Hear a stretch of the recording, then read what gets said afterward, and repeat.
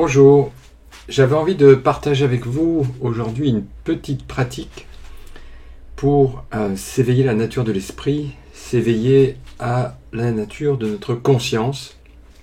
Un exercice très simple qu'on peut pratiquer partout. Alors, dans mes vidéos, j'ai souvent mis l'accent sur le retournement de l'attention. J'invite à retourner l'attention pour prendre conscience de ce qui regarde en nous, c'est-à-dire de ce qu'on pourrait appeler l'espace conscient qui voit. C'est une pratique très concrète, très simple, très puissante. Mais là, je vais vous proposer une autre pratique, non pas celle du retournement de l'attention, mais on pourrait dire celle de l'élargissement de l'attention. Celle de l'ouverture de l'espace de notre conscience. Alors de quoi s'agit-il ? Eh bien, la plupart du temps, notre attention, l'attention que nous portons sur le monde, sur les choses, est une attention extrêmement focalisée. On pourrait dire une attention tunnel. Nous voyons le monde à travers 5 degrés, en fait. Nous voyons le monde à partir de, on pourrait dire, de l'ego, de ses préférences, de ses conditionnements aussi. Donc on voit vraiment une toute petite partie du monde. Ce que nous aimons, ce que nous désirons. Oui. Donc cette attention, on pourrait la figurer ainsi, si vous voulez. C'est quelque chose de très étroit, un peu comme si on avait des œillères, et on ne voit pas vraiment, la totalité du monde, en fait. Oui. On a une vision très étroite, à 5 degrés du monde.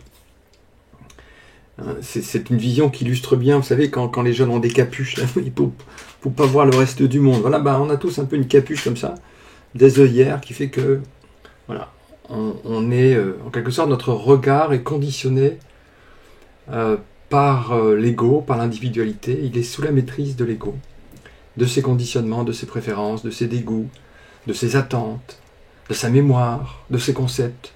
Donc c'est une vision très limitée, encore une fois. On ne voit pas vraiment le monde. Alors ce que je vais vous inviter à faire là, c'est d'ouvrir notre attention au monde, pour voir ce qui se passe en fait. Donc je vous demande s'il vous plaît de tendre les bras comme ça devant vous. Alors évidemment l'idéal ce serait de le faire dans un jardin ou à la campagne avec une vue ample, hein, mais on peut le faire aussi dans un appartement comme je le fais là avec vous. Donc vous étendez vos bras comme ça à 5 degrés. Donc là c'est la vision tunnel. On ne voit qu'une toute petite partie du monde.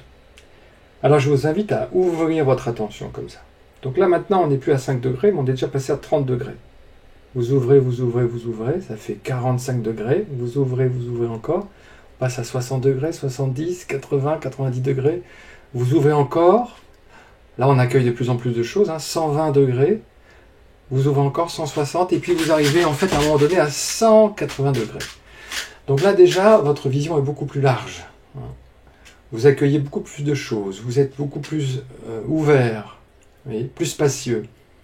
Voilà. Le monde arrive en vous. Alors maintenant, qu'est-ce qui se passe si on prolonge encore au-delà de 180 degrés? Alors vous pourriez me dire non, c'est impossible, on ne voit rien au-delà de 180 degrés. En fait, si.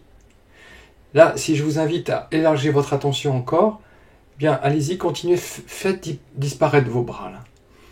Et là, en fait, vos bras disparaissent dans quoi, en fait? Dans un espace qu'on ne voit pas, mais qui est ce qui voit. Cet espace qui est ce qui voit. Donc en fait, notre attention, elle peut s'ouvrir à 180 degrés, même à 360 degrés finalement. 180 degrés, on pourrait dire le monde visible, hein, et 180 autres degrés qui est ce qui voit, le voyant, ce mystère qui voit. Oui. Alors maintenant, on va ouvrir verticalement. Là, on a ouvert horizontalement, on va ouvrir verticalement. Donc là encore, on recommence comme ça. Vous avez une vision à 5 degrés, qui est souvent notre vision. Hein.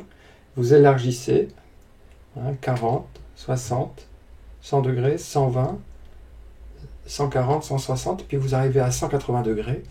Là, vous voyez en bas de votre champ de vision, vous voyez votre corps. Hein. En regardant droit devant, vous voyez quand même votre corps en bas, puis en haut, vous voyez un petit peu du plafond. Puis vous prolongez encore votre vision dans l'espace de ceux qui voient. Et donc là, vous avez une vision à 360 degrés. Le monde, là maintenant, le monde est une tache de couleur en fait.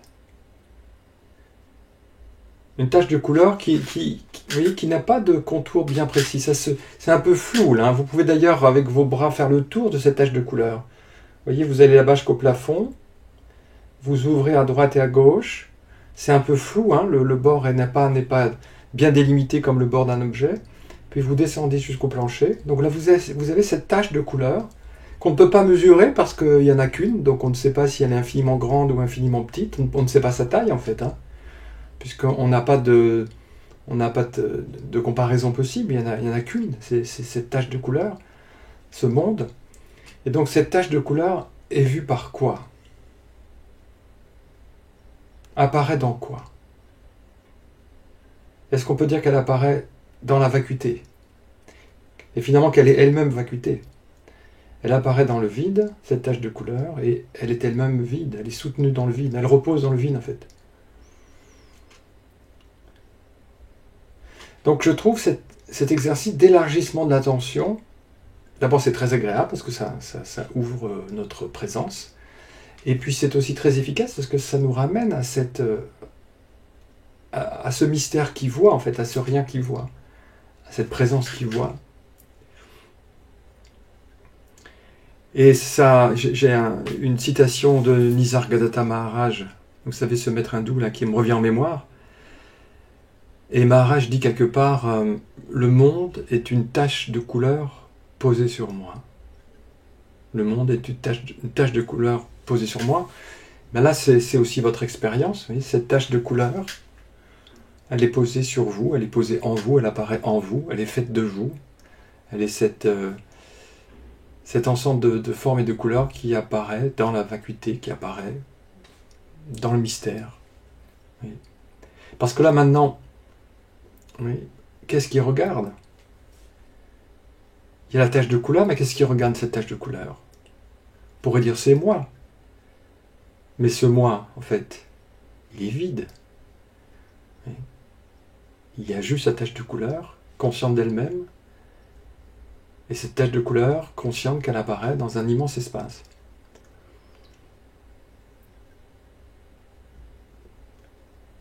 Donc je vous invite le plus souvent possible à voir ainsi l'immensité de votre champ de vision, en haut et en bas, à droite et à gauche, et à basculer dans l'espace qui accueille cette tache de couleur, qui accueille le champ visuel, si vous voulez. Dans quoi apparaît le champ visuel ? Il apparaît dans ce vide, dans cette présence vide.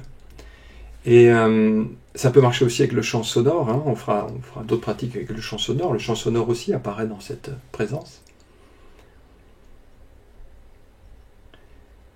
Et puis, on n'a même pas en fait à ouvrir le champ de l'attention. C'est déjà ouvert.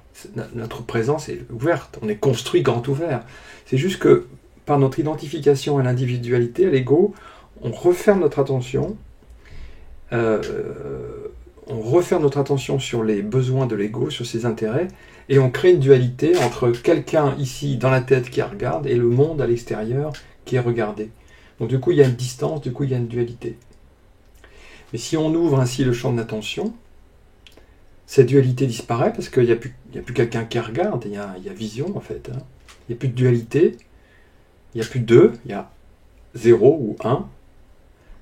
0 parce que personne ne regarde, et puis, en tout cas par l'individu, et 1 parce que c'est un seul champ, oui, sans distance. Et là aussi, vous pouvez remarquer, en étant comme ça dans cette présence, qu'il n'y a plus d'intérieur, plus d'extérieur.